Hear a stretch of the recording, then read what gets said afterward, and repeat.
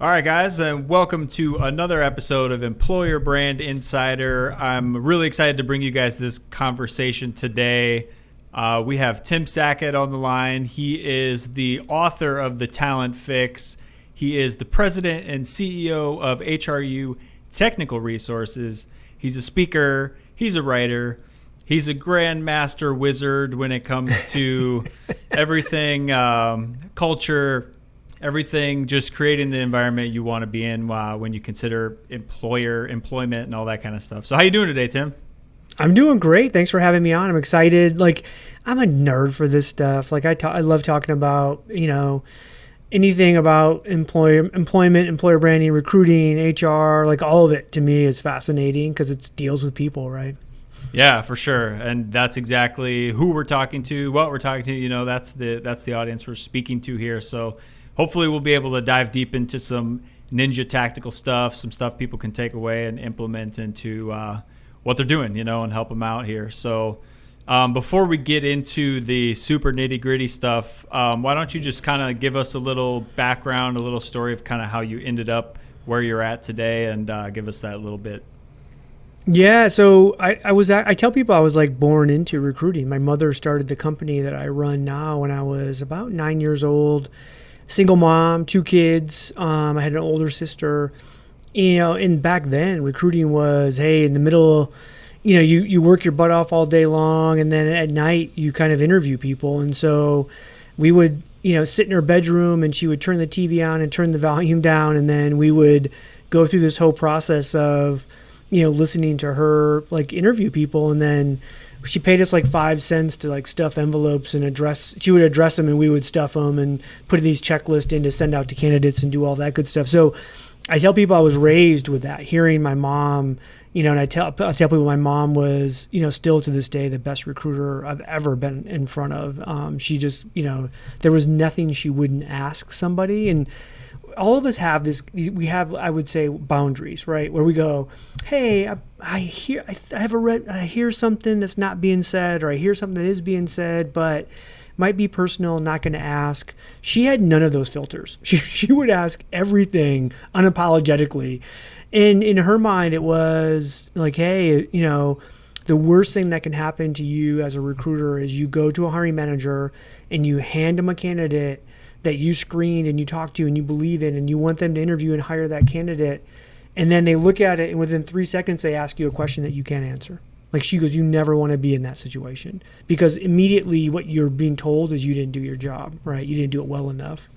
So anyways, mom started the company. I went off to college. And then she offered me a job, at the time, after college, she's like, hey, we're growing. You should come work for us. And she said, I need a research assistant, which I had no idea what the heck that was. It was actually, now I know it as, it was a sourcer. We didn't call it a sourcer then, right? I was working for a recruiter, doing all the groundwork, finding them talent, and they were kind of closing the deal.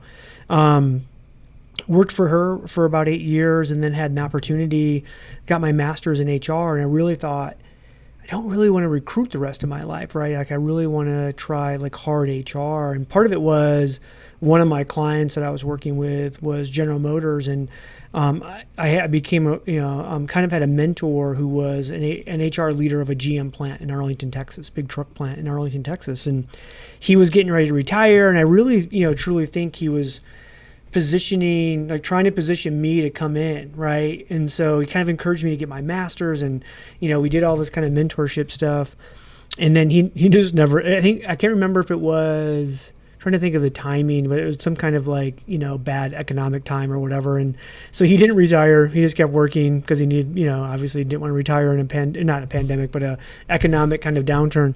Mm-hmm. And so I decided I'm going to leave working for mom and go get a real job. And so did that for about 10 years, worked corporate HR. Every time I got a corporate HR job, I always got pulled into recruiting. We'd be in some big meeting with executives and someone's complaining they couldn't find talent. And I was dumb enough to raise my hand and go, no, that's easy to find that person. You just do this and this. And they would go, okay, come over here. You're going to run talent acquisition now.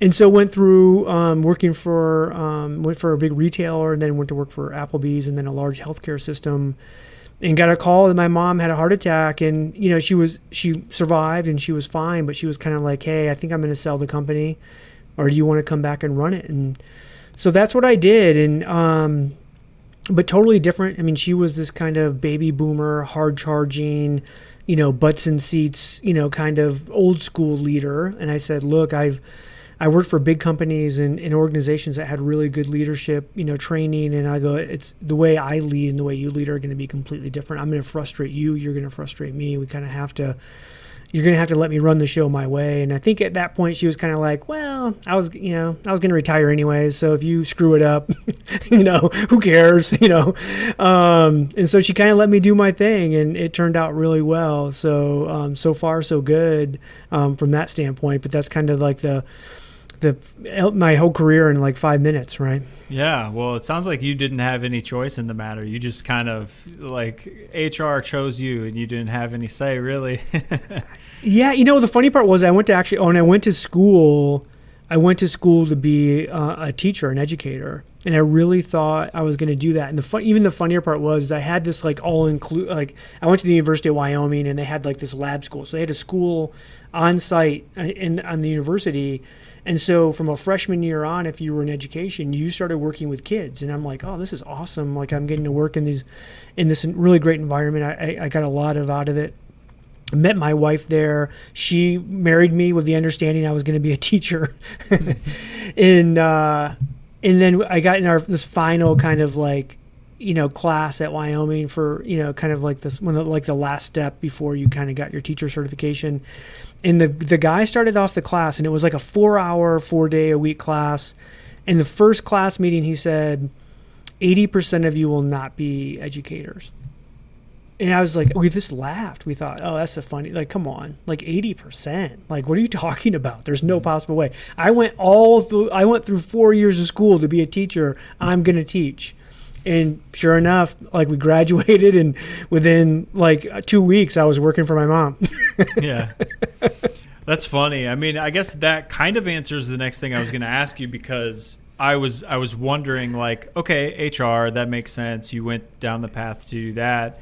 But now you're an author. You've got a book on the topic. You post content all the time. I mean, you're really like on top of all you're a thought leader in the space now. So I wonder, like, where did that transition happen? Like, how did that happen? Where did you kind of say, like, I'm going to start like writing about this and stuff like that? So in fact, it was funny, before you and I, got on to record, like, I was on the phone with my best friend, Chris Dunn, which he's been my best friend now for about, 10, 11 years. There's a turning point in everyone's career or life when they make a decision. And I had worked for Applebee's, loved working for Applebee's. I was the head of talent acquisition, big company, just great leadership, great people, very dynamic. You think, oh, it's Applebee's. Come on, it's fries and beers and burger. Like, how hard can it really be? It's just a crappy restaurant. This was a big, like, 2,000 restaurant chain. This was 125,000 employees. Average age, by the way, was only like 26, 27 years old. So very young, very innovative, very aggressive. And I mean, I just loved working for them. And during the Great Recession, they actually had a kind of a hostile takeover from another restaurant company because the stock price was so low, and they came in and kind of just took it over. And so the writing was on the wall, like, hey, things are going to change, not going to be the same company. More than likely my position was going to change. And I had a recruiter reach out to me and said, hey, we have this big healthcare system in town, and they're looking for a head of talent acquisition, and I think you'd be a great fit. And so you go, okay, I probably should do this. I had 3 young kids and a wife, and, you just kind of, you make some choices, right, based on life. And so I said, okay, I'm going to go take it. I mean, within hours of accepting that job and starting, I knew I'd made a bad decision, right? I mean, because I went from dynamic, innovative, young, aggressive to the oldest profession in the world outside of prostitution, right? Healthcare. And so you were surrounded by old white men, mostly doctors who thought they were God, and then about a bunch of administrators who had an entire career of working for these godlike figures. Average age being now 46, 47 versus 26, 27. And I was just like, wow, made a mistake. But hey, you got family, you got to soldier through, you got to do your thing, put some time in, making sure the resume looks good. And so just started working the job and doing what I could. And luckily, I had good people on my team. I had the boss who hired me, the CHRO, was a great guy. So that was helpful because he wanted to make change. But again, you're just stuck in a system. So during that time, early on, I found Chris Dunn. He was early in like HR blogging. There was him and like a handful of others.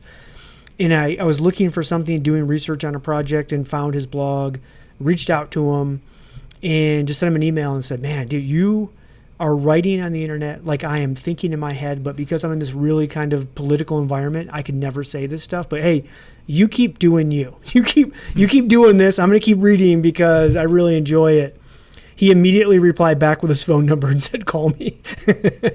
And we talked for like an hour and a half, and we've been literally best friends ever since. Like we talk every single day, Yeah, that's crazy. That's awesome. It's funny because you tell that story and I'm like, what do you mean? You're an HR guy. How can you make a bad decision when it comes to like moving to a company? I thought you knew all culture, the things man. to look out for, right? It's all about culture. Yeah. Like, again, like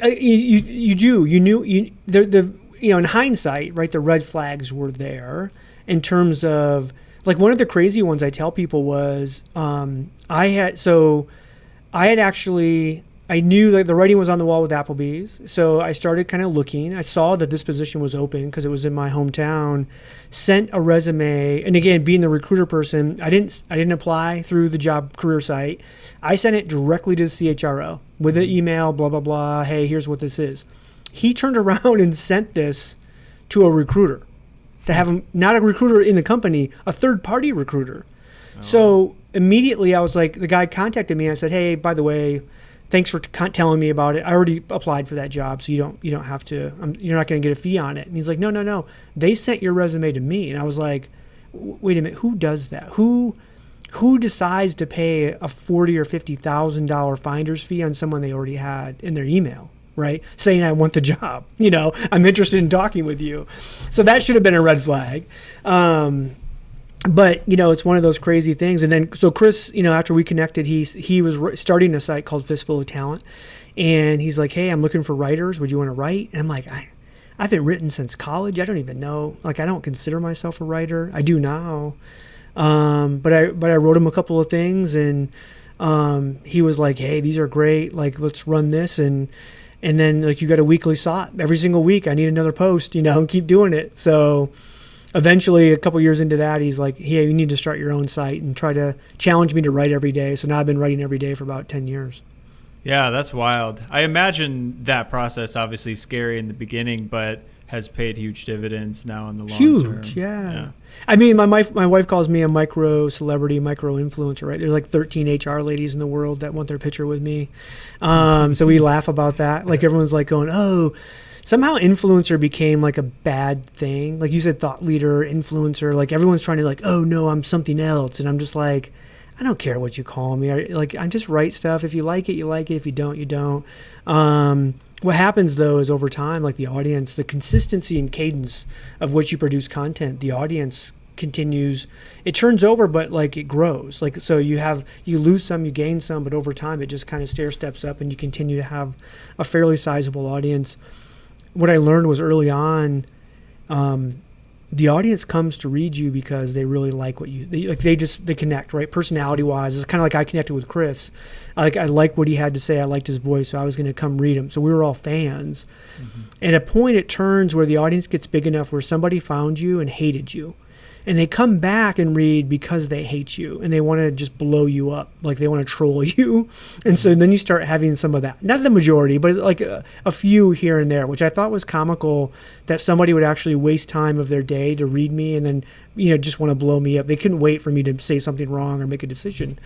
But as an HR pro, as a TA pro, What it does, though, is force you to stay really on top of your game in terms of your research, in terms of what you look into, because you don't want to talk about something, where you're saying something wrong, and it doesn't mean that I don't say stuff that's wrong. I'm sure I do. I'm sure I say a lot of stuff that's wrong, but I don't try to. I try to do the work and try to do the research to stay on top of it, to help educate the audience, to have them come back and try to help them, Yeah, I think that's a really cool thing, because you're kind of making a commitment to yourself, right? Like, I have this deadline all the time, and if I don't want to look like an idiot, I better know my shit, like you can't show up looking Dylan, stupid. It's funny too, because it's an artificial deadline. Like, if I don't post tomorrow, no one really cares, right. Except I do. Like, I get like freaked out by it. Like, oh my gosh, I don't have anything for tomorrow or whatever. And people always ask me like, gosh, you write every single day. And I'm like, no, I don't write every day. I'll write 3 or 4 things in a certain period of time, in a day,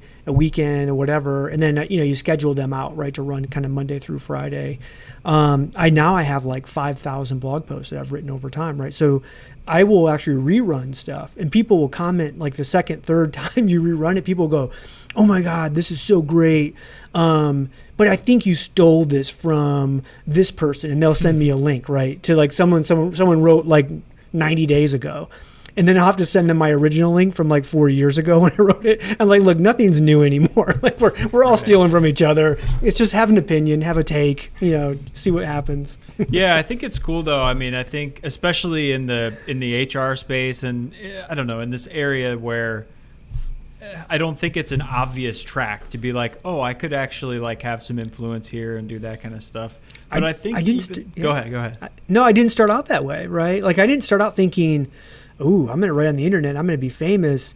It was, like I said, I made a bad career move, and it was therapy. Like, people would laugh. They were like, hey, weren't you worried about the health system, like, knowing you were writing on this site? And I'm like, no, these were like 46, 47, 50-year-old people. They weren't reading blogs. They weren't trying to stay up on their career in HR. Like, they could care less. Like, I could have written anything. By the way, I wasn't writing about them. I wasn't writing about my experience. I was writing about just making fun of all the stupid stuff we do, and mostly about myself, right? And all that, but never thinking it was about becoming famous. It was really like I got the therapy from writing. Like, it made me feel better about this bad decision I made. I'm like, oh, it's all right. You can live through anything, right? You can go and work any job for a certain period of time, but like, I had to have an outlet, and so blogging ended up being my outlet, Yeah, I love it. And I think there's probably lessons in here for people to take away who are trying to maybe start something within their company, trying to say like, okay, we want to start putting content out there, not as a means of like creating culture within our company that's not like this heavily advertised craziness, but it's just like, hey, here's who we are, here's what we're all about. So, like, what lessons have you learned? What could people maybe implement and take away from what you've learned?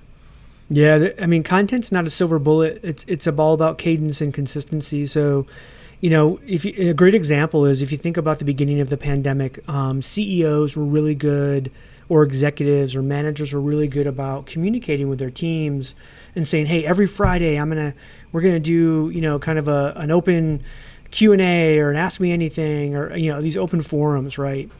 And what happened was, like, it happened, like 1, 2, 3, 4, 6 weeks down the road, all of a sudden the CEO was like, look, no one wants to hear anything I have to say anymore, and let's just do it once a month, and then once a quarter, and eventually it just kind of stopped. Well, the reality is your employees actually do want to hear every week, even if it's like, you know what, hey, this week I don't have anything new, but like, hey, does anybody else, what's something cool that's happened to somebody this week? Let's talk about a positive story, whatever. Like, let's open up dialogue, because that's what's really going to drive the culture and maintain the culture. And so that cadence is important. Too often, I think people give up too early, where they'll start and then they'll go, gosh, I didn't immediately become famous, or I didn't immediately get this big audience, or I didn't immediately see a sales increase. Well, you won't. Like, I get asked all the time, like, hey, I want to do what you do. I want to go and travel the world and get on stages and be paid to speak and get a book deal. How do I do that? And I go, okay, start writing. Yep. Do that every day. Okay. For 10 years. And then they go, well, no, but I don't want to skip all of that work, right? And you're like, you might, like, you could get lucky, like, there's people out there that, for whatever reason that something goes viral and then all of a sudden they have an audience, and that happens. But that's very, very few and far between. That's not the norm. That's the exception. Most people that make a career out of it, they get paid to do this. It's all about cadence and consistency. Yeah, I think that's a huge, important message, because obviously, like, the immediate payoff is what most people are after. They hear something online, read something online, like, ooh, content marketing, I need to do that. And it's like, I don't think a lot of people realize this is a long-term commitment. It's not a, like you said, silver bullet, Yeah, the other thing I learned was, some of the best stuff you're going to write won't connect with your audience at all. Like, you will put your heart and soul into a piece, and you can't wait for that thing to go live to the audience the next morning or whenever, your cadence is, and then nothing happens. And it's a little bit of a gut punch. And then you'll write something in 15 minutes and throw it up on a Thursday. You don't even think about it, and the thing goes viral. And like, for me, it was I did a hugging post, right? The rules of hugging in the workplace. That thing was written like 7 years ago, and it still gets one of the most trafficked things I get. And it turned it into a segment when I spoke live. Like, it turned into my thing. And the whole thing was, it was literally written in 15 minutes when I was half drunk at a conference one night. And, and I'm on stage the next day speaking, and like, my phone is literally blowing up. And, it was read like 1 million times in like 24 hours, and it just went viral. And it was one of those things that I was like, if I would have known it was going to go viral, I probably would have put more time into it, more effort into it, more whatever. And you just don't know. Like, I have no idea. And some of the dumb clickbait stuff that goes viral, like, the 5 interview questions that every hiring manager should know, right? Like, that's always going to get good traffic, even though it's just dumb content. Like, no, no, all the stupid questions are the same questions. There's no magic questions, there's no silver bullet questions to ask in an interview. Yeah, that's like one of the big things I've been focusing on with this, is like trying to avoid those just set up kind of things and just focus on like storytelling, because I think people just respond to that so much better. If you can kind of wrap these concepts and wrap these things into stories, it just resonates with, people actually want to listen, as opposed to like another top 10 article, and it's like, I literally saw that just wrapped with some other branding and some other words, so yeah, I think that's it. Obviously, people can't replicate your stories. They can replicate your, other kind of content, but stories are unique to all of us. So I think that's cool. So how did so you're writing, you're committed to that. How did that kind of turn into a book? Because that's obviously a much different beast right there. No, it's funny because there's like a whole progression. When you start writing, people will ask you to speak, right? Right now it's like virtual stuff because there's not a lot of in-person stuff. But like, when I first started, it was, hey, can you come to the local state SHRM conference or go wherever, right? Like, they're asking you. And by the way, it's all, you're going to pay your way there. You're not getting paid to do this. It's all free. But you're excited because you're just like, holy crap, I can't believe somebody would even want me on a stage and sharing my opinion. You don't even know if I can talk or hold an audience or anything. And there's that weird dynamic that happens. Like, oh, well, if you can write on the internet, you must be able to talk on stage, By the way, that's not true. I'm lucky enough, like, it's all practice, right? Like, you get out there and you can do well, and then little by little you start to ask for like travel expenses. Like, hey, I can, but like, I'm busy, the company, whatever, blah, blah, blah.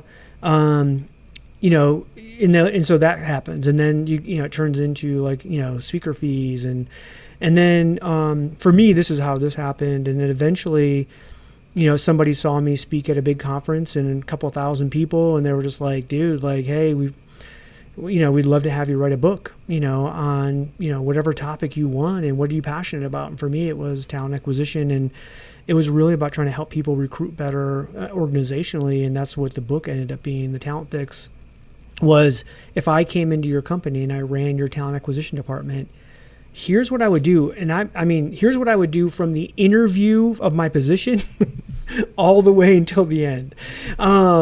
Because what happens too is like when you write every day on the internet, like people are constantly emailing me and sending me questions, which again, I love, and I try to respond to everything. But sometimes like capacity wise, it just gets a little overwhelming because what they're asking for, they're not asking for like yes and no questions. They're asking for, hey, can you develop a strategy for me? Like real work. And you're just like, well, hey, wow. How about we jump on a call? But then again, like that's an hour or 2 hours of time or whatever that might be. Like everything becomes like a limited capacity thing. And so I thought, oh, great. Well, I'll just write the book thinking like that. I could just tell people like, oh, go buy the book, $25. The hardest thing you'll ever sell in the world is taking someone's $25 to buy a book. Like I could ask you for $25 right now to save puppies, and you would say, "Oh, sure, gosh, send me the link. I'll donate $25." But then I go, "Hey, can you go to Amazon and buy my book for $25?" And people, "Oh, sure," and they never do.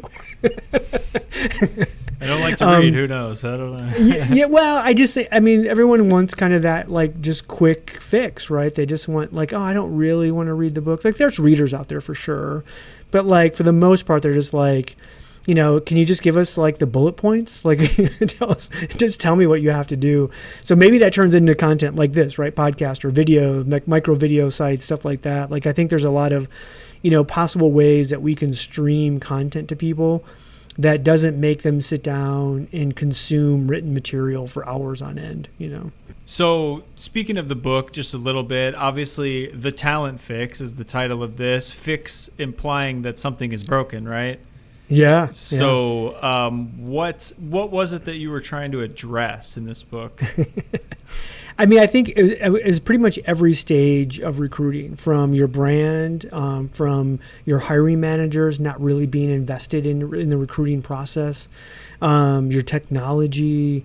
There's so many aspects, right? Assessment technology, interviewing, recruiting, how to recruit. When I first took over corporate talent acquisition teams, what I found was those people were not recruiting like I was taught to recruit by my mom in a third-party job, right? And they were just like, well, yeah, because, we're different, we're better, we're whatever. And I'm like, well, you're not really recruiting. All you're doing is posting jobs and praying somebody applies. And then you're passing that resume unscreened onto a hiring manager and making them do the job. Tell me how that's recruiting. And they were like, shh, quiet. I'm making $85,000 a year, And so there's this crazy, corporate, thing going on where, they're not really recruiting. Now, again, after I was able to get into, corporate talent acquisition and live in that world for a number of years, I understood the difficulties of how it is to, a lot of times you're just stuck in, a lot of, meetings and process and this and that and bad tech, and you can't recruit like a recruiter. You're not just free to go out and say, hey, if my only job was just to call and talk to candidates and find candidates, how would my job look differently? So I really spent a lot of time as a corporate talent acquisition leader trying to get to that perfect state, right? How do I let my recruiters just recruit? Now, what I found was typically I had about half my team that didn't really want to recruit. They loved to administer, but they didn't really want to recruit. So we had some turnover.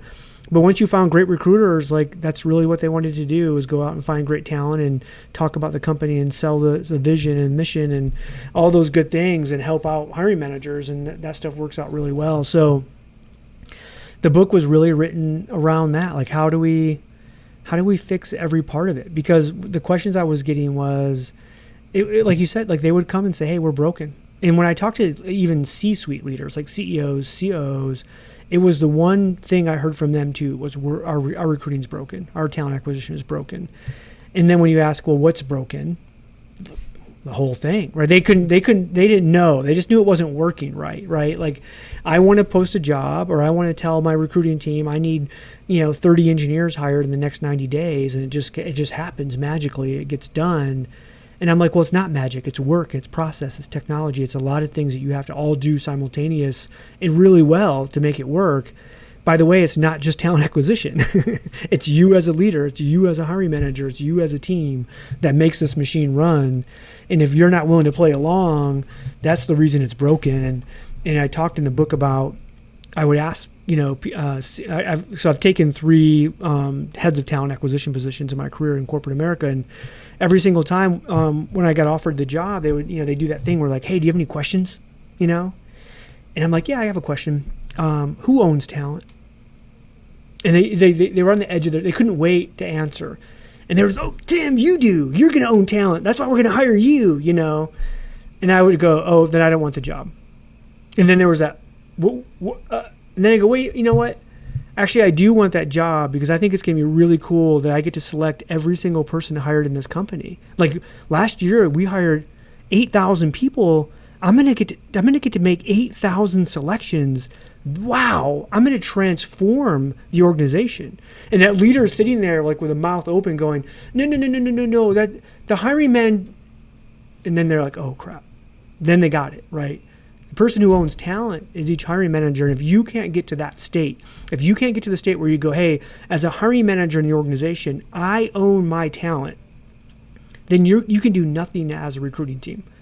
Because you need that person to play along, right? They have to give you time to make sure you have the job specs right. They have to give you time to make sure, we can set up interviews. They have to give you access to their team to make sure we know, what's going to fit best and all this other stuff. And if that hiring manager is not invested in their talent, then you're just playing a game, that you're going to lose at. And I've been in too many boardrooms where I had a hiring manager stand up and they got called out on the carpet by a C-suite of why their organization wasn't either making, operationally their metrics, why they weren't financially making their metrics.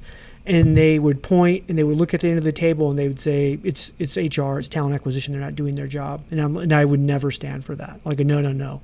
If we want to talk about who's not doing their job, you better be careful because I'm going to stand up and I'm going to tell them what you're not doing.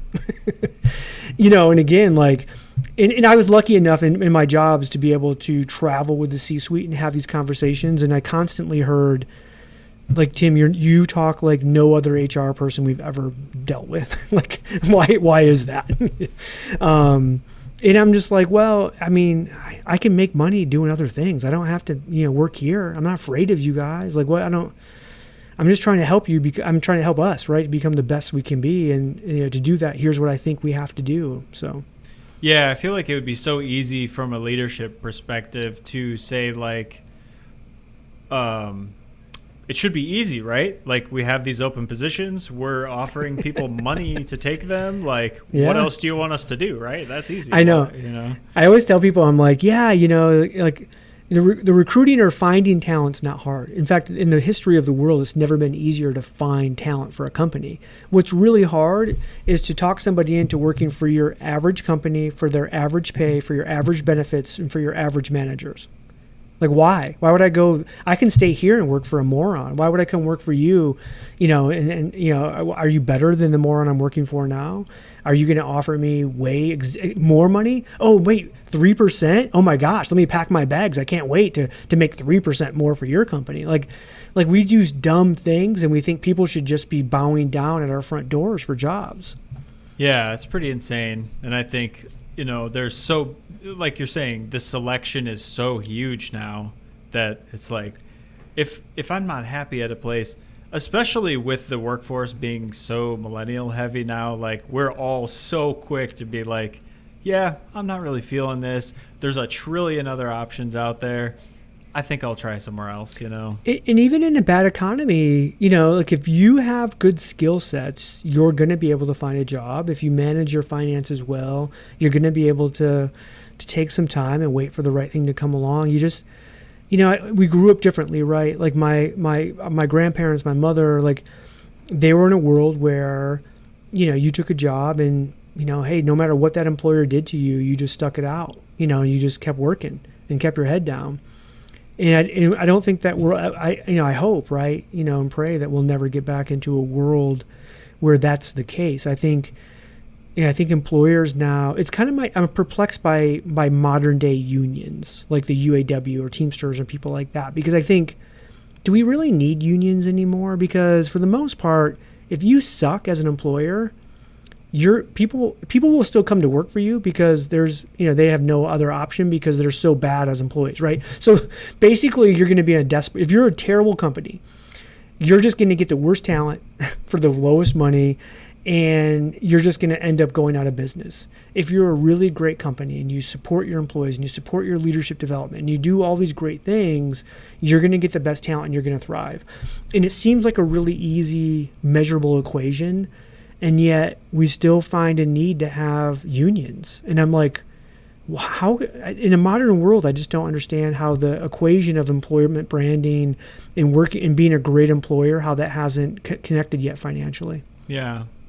Well, for all the pissed off union mobs, I want to direct them to you. Hey, no, look, I work with unions all the time, and I have a lot of like HR and talent acquisition peers on the union side. Like, but believe me, I get it. Like, I get that there's still people out there that feel like they don't have a voice for themselves and they need somebody to go out there and represent. At the same time, when I see, unions, like we see it like a rise of like white collar unions, and Gen Z's a real big push behind this in like the tech sector. I always want to go, well, and I guess there's part of this, right, that's a little Pollyannish in my view, which is, well, no, I like my job and I like this company. I just want them to be better. And I'm going to stick it out and I'm going to join the union and we're going to force them to be better. I guess part of me on the Gen X side is like, I'm just going to go work for somebody better. Like, screw you. Why would I want to work for a company that's bad and turn them around?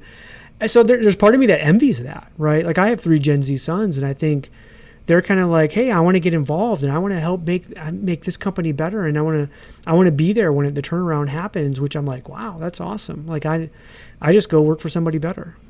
Yeah, I mean, the thing is, unfortunately, it's hard to tell, at least right away, who actually wants to be better and who's just saying the right things to keep you there long enough, For sure.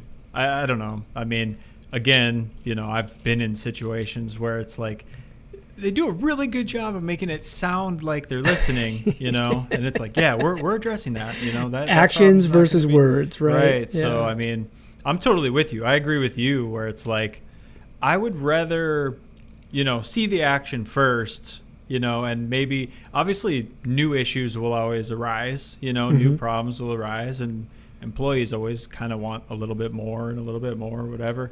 But it's like, let me see the action that you're addressing, like listening and addressing things. And then, I'll believe that you're going to do something about my crap when I get there. We were talking offline before we got on about a post I read, a post I wrote. It was kind of a takeoff on the good to great thing, which was great to crap, right? Like, how do you turn a really great employee into a crappy employee? And I think it goes to what you're saying is we hire people. I always tell people, like, hey, have you ever hired somebody thinking, oh my gosh, I can't wait to fire Dylan. Like, it's going to be awesome. Like, you never hire someone thinking you're going to fire them. You hire them thinking this person's going to come in, they're going to kill this job, like, and we're going to be best friends forever, and we're going to retire together and have a great party, right? That's the mindset of every person that ever hires. You don't hire going, well, I think Dylan will last 6 weeks, no, and then we'll fire him. Like, why would you ever hire him then? You wouldn't. And so we hire with this understanding that someone's going to be great, and then somewhere along the line they turn into garbage and we have to fire them. And my take on that is we both own that, maybe sometimes even not even equally, right? Maybe sometimes me as a leader, I turn them into a piece of garbage because I didn't give that person what they needed to succeed. And so, because the only way in my mind was, the only way I'm going to become better and make my team better and hire better and select better is if I really try to internalize this and say, hey, what was my role in this person failing? And I think too often we don't. We want to eat. It's so easy. And we see this, and I know this happens because in organizations constantly what you'll have is turnover, right? And then you'll start to analyze the turnover. And as soon as you could have people and you could grade them out, let's say we're going to go, I have 10, Dylan, you have 10 employees on your team, grade them 1 to 10, right? 1 being the best, 10's the worst. And then your number 4 person and 5 person leave you. And then you're going to go through and analyze the turnover. By the time you get to the analyze that, you're going to go, you know what, really the 4 and 5 were low performers. I was really working them off the bus anyways. And we start to self-justify versus going, no, that 4 and 5 are right on the cusp of actually becoming great, but we just didn't do something for them, right? Now, again, they have some ownership there too. There might have been something they didn't do or something they did do, right, to get terminated. But somewhere along the line, there's a point where that performance starts to go down and we didn't do everything we could to stop it. Now, I love to talk about accountability because people are always like, oh, well, that's a negative thing. Like you're holding somebody accountable. Like, no, like I'm actually, accountability is about allowing someone, and showing them how to be successful in any job, right? Like if I say, hey, Dylan, if you do 1, 2, and 3, you're going to be an A performer. You're going to get the top raises. You're going to get promoted. And you go, yeah, I want that. Well, then for me as a leader, I need to make sure that you do 1, 2, and 3 so that you become the top performer and you get promoted. Like that's my job. Mm-hmm. And so often we don't. We go, well, I told him, and then Dylan decided not to do it. So it's his fault. Well, no, it's your fault for making sure he didn't. That he did do that. Like that you stopped it before it got to a point where it fell off a cliff. Yeah, I think that's so interesting because, like, obviously in the structure of companies and stuff, oftentimes, like, the trickle down, the people at the bottom are accountable, right? They're held accountable to what they have to do, and if they don't meet those things. But in leadership positions, like, who's holding anybody up there accountable, right? They don't have to answer to anybody really necessarily. Yeah. So I love the idea of looking yourself in the mirror and saying, you know what, it is my responsibility at the end of the day. I'm the leader, right? Like I'm leadership. I'm the leader. I take ownership and responsibility of everything that happens within here. Obviously, sometimes there's some stuff you can't do. You've got bad apples and whatever, but like, I think just, making that commitment to yourself and to your organization to be like, I need to go beyond what everyone else is doing, what's good enough to really own that process, and it's hard, right? That's a hard thing to do. So I think a lot of people probably don't do it because of that. I get a lot of people who say, well, what about the person that lies to you in the interview? And I get as a leader, then I have to really analyze, how am I interviewing that I'm allowing somebody to lie to me without trying to catch it, right? That I'm allowing, did I not assess properly with proper assessment science? Did I not, get great automated referral technology that would give me some insight to this cultural fit that was going to happen? What do I own where I could have stopped that lie from happening to me? Again, maybe I couldn't have, but I need to analyze that and really think about that, because if I can get it even incrementally better, right? If I can say, hey, if I have 2 people out of 100 lying to me, if I can make that 1, well, shoot, I just got myself 50% better in selection, right? Yeah. Well, I know we wanted to get tactical and give some people some takeaways here. So I wonder if you have tips, processes, things you do to help reveal those areas, that you're falling short in, or to help, just help you take an honest look at the approach you're taking within your organization and find those areas that could use some improvements. Yeah, I mean, I do think, we tend to, as HR and TA leaders, we tend to look at a lot of subjective measures of success. And so I really I think my secret sauce is pushing for really kind of black and white, hard measures of success, right? We don't go to a sales leader and say, hey, we're going to look at customer satisfaction as your number one driver of success. Now, it might be an important driver, but ultimately we're going, did you increase sales or not, right? Did you get more revenue now than before? And it's a black and white number. But then we'll go and say, hiring manager success, or days to fill.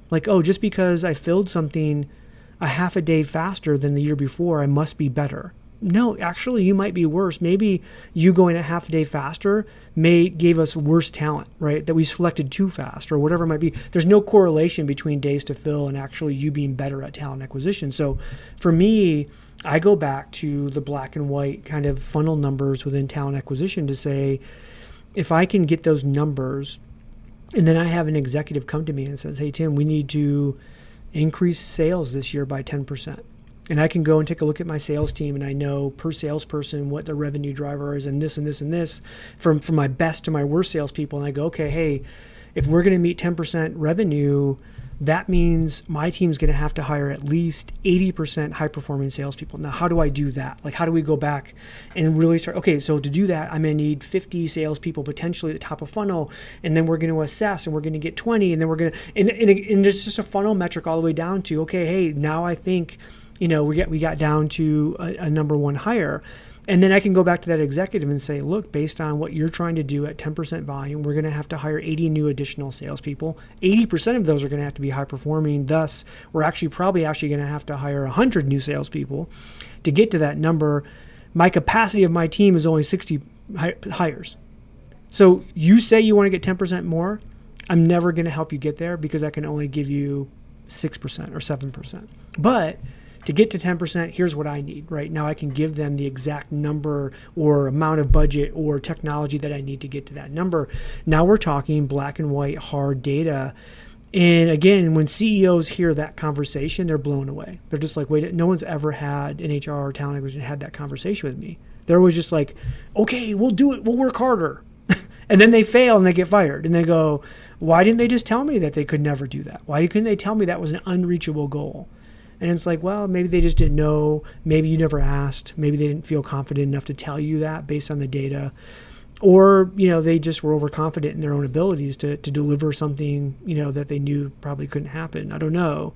So for me, it's we really need to dig into our data. One of the things I see organizations do right now, we talk about, diversity and inclusion and really moving the number, is that we're starting to tie diversity hiring into hiring manager actual financial end of year goal to say, hey, you know what, your team is 8% people of color. We have a goal to get to 15%. You hire X number of people a year. That means you're going to have to do this. And people will go, well, wait a minute. That means they're just going to start hiring, black people or female or Hispanic or whatever. And it's like, no. My job in talent acquisition is to make sure every person I send to them is a great person to hire. They make the selection. But I have to give them a diverse slate, right? But again, I love the tie back to financial goals because now they're saying, hey, you can make any selection you want, but if you're not going to do the right thing that the organization has said in terms of giving us an inclusive workforce, it's going to hurt you in your pocketbook, And what we see is real change start to happen when we get to really hard measures of success. Yeah, I think that's an interesting approach because it seems to me like, when you think of the whole thing as a funnel, it seems to me a lot of people right now are more focused on fixing the broken parts of the funnel or increasing, conversions in certain parts of the funnel. But, from what you just said, it sounds more like the funnel kind of is what it is. Maybe we can address certain parts of it and make it better. Yeah. But realistically, if you want more, here's the way that looks. Yeah, and I do think you can do different things, but we use the funnel not as a hammer, but as for analysis, right? If I know I have a recruiter sending, 10 really good candidates to a hiring manager every week, and none of those are getting interviewed, there's something broken there, and I don't need my recruiter to send more. I need to find out why, right? Why are those 10 not being interviewed? And let's go through and analyze, right? So the funnel allows me to really get micro into what's not working right within my process. And, then that helps me become, again, much more efficient, much more effective, from that standpoint. I think there's so many little things, that we can do across the board. And, in the organization, I think within the hiring manager standpoint is we still don't, really allow our, or give our hiring managers enough accountability within the talent side, right? And I don't know how necessarily we measure that. I do think there's a part of that within quality of hire, where we go, hey, if you select somebody as a hiring manager, and we take a look at performance a year down the road, and then we tie that back to source, tie that back to selection, all these other pieces. Now I'm talking about quality of hire in a really robust way. Too often we go, well, the person's here after 90 days, so that must be a good quality of hire. No, that just means they stayed around for 90 days. They could still be a piece of garbage. We just haven't found out about it yet, right? Yeah. It's an interesting idea too because it implies more stuff, right? Like it means more people are interested in the culture overall, right? Because like if your culture sucks, you could bring in a great talented person who is really good, but they may not stick around for that reason. And if my metrics are tied to them sticking around and being happy and performing, I'm going to want to address the culture, right? So now you've got more people thinking and invested in making that better. It's funny because I've actually seen this work really well in organizations. And there's a little bit of this chicken and egg thing, right? Like especially when we talk about D&I is, well, it's saying we have to fix the culture and fix the organization before we can bring in women or people of color. Otherwise, we're just going to turn them over. And I'm always like, no, that's wrong. It's not a chicken or egg. It's a chicken and egg. You got to fix that, and you have to hire that. Like you don't think you can fix your culture around people of color without any people of color. Like it's not going to happen. You know, you have to do both simultaneous. So I think it's important for us to really, dig into that and understand like, it's an and situation. It's not and or. So what do you think for the future? Obviously COVID has shaken everything up and made our landscape pretty interesting as far as just work in general. But maybe it's COVID, maybe it's something else. But for the future of HR, for talent acquisition, for employee engagement, what do you see being the big issues that need to be addressed and tackled and, problems that need to be solved? I mean, I think in the short term, and when I say short term, I mean really probably the next 1 to 3 years, we have a real crisis right now with women in the workforce. The pandemic hit women. I mean, it hit women and people of color harder than obviously, white men, but it hit women really hard in that we asked them to go remote. We asked them to be teachers and moms and caregivers and all these other things at a much larger extent than we did, men. We already know that women were underpaid and they're not getting the same promotion opportunities, blah, blah, blah. And then we go, oh, gosh, you know what? We can stay remote. We're going to let women stay remote. And I know that's fine. That's great. Some of them might want that. But if men go back to work and then they're sitting next to their boss and they're in the conference room together and they're having lunch together and they're doing this thing, when the promotion comes up, the man's going to get the promotion, the person that's there, right? So I think we have to be really, really cognizant of this dynamic that we're laying out there to say, hey, remote might not be the answer for us to get equality, to get equity within gender. It's probably hurting equity within gender.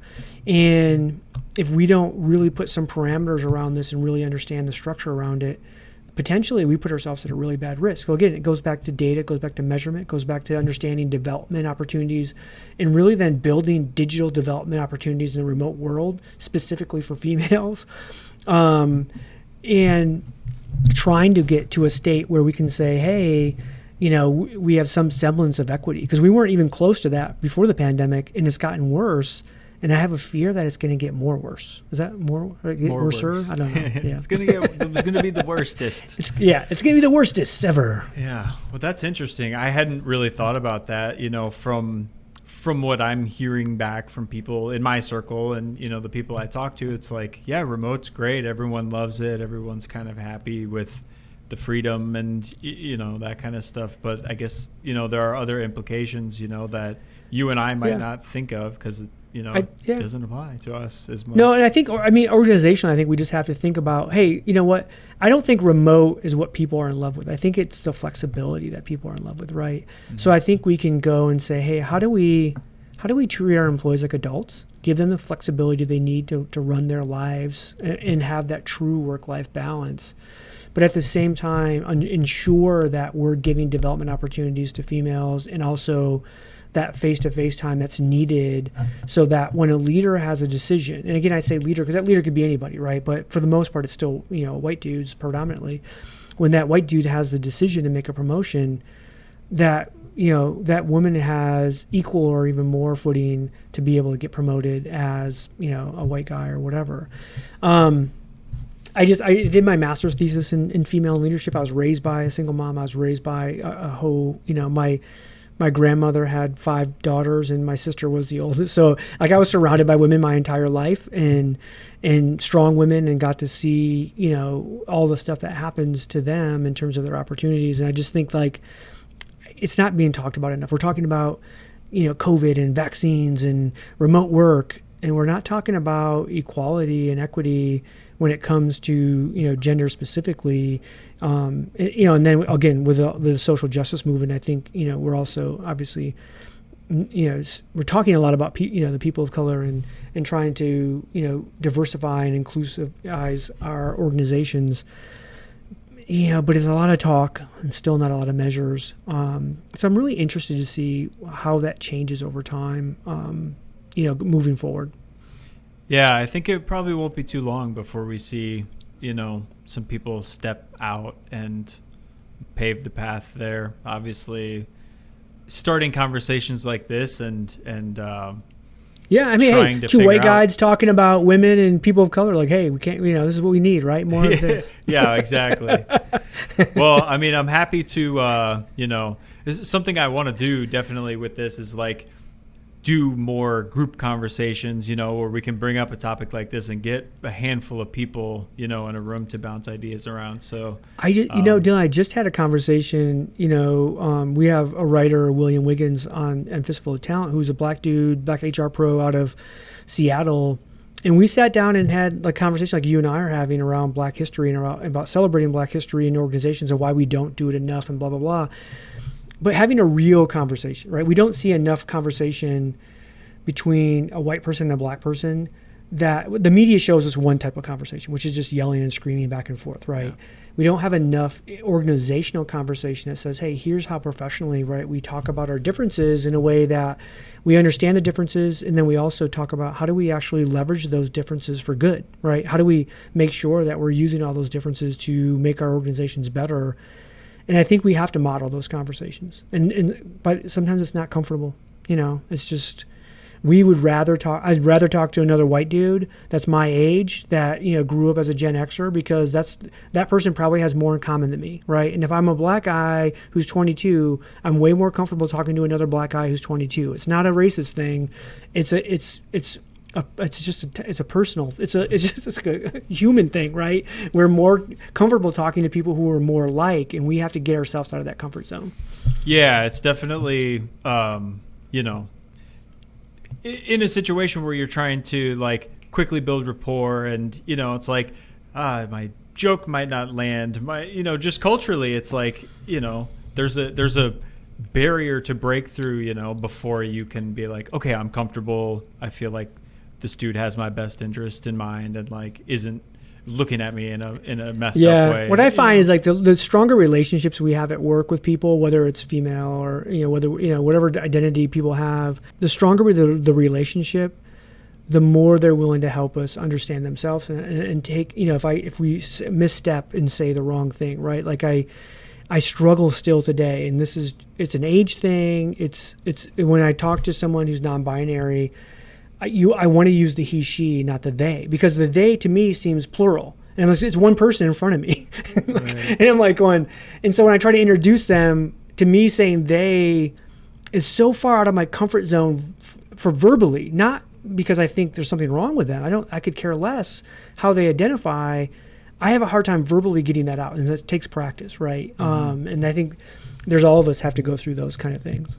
Yeah, and then it makes you feel awkward because you're like, oh, this isn't natural, right? So it sounds like I'm just being ingenuine or whatever. But for sure. Yeah. I mean, I'm a big proponent of that stuff. I hope, that was part of doing this, is to try to connect with thought leaders in these different areas and try to start these conversations. It's not easy, and I'm far from being somebody that, I wouldn't, I'd love to be able to call myself, a champion of women and people of color. I'm so far from that. I can't even, I don't even, I wish, it's a constant learning struggle to get better. And that's really all you can, do, right?